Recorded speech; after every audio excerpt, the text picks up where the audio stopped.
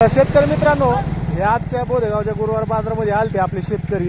तर यायला ही बैल जोड विकायची. ते म्हणले आपण बाजारात बघा काय बैल जोड नाही आणली. तर पाहू शकता ही जोड दाती भारी चलते, पाहू शकता.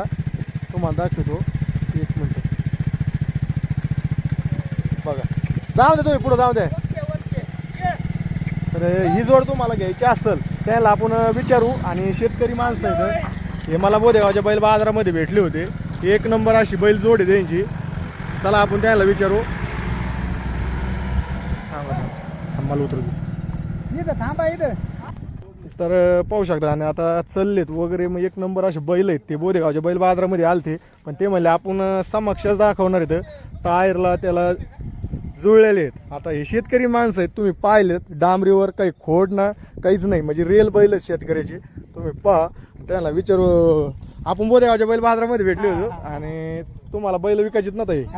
तर मग काय किंमत वगैरे काय सांगितलेली, काय किंमत सांगितली 90. घ्यायचं पाहू माग. माझी किंमत 90 सांगितली आहे बैल जोडची. ते देणे घेण्यास टायमाला म्हणतात. आणि तुमचा नंबर सांगा मग.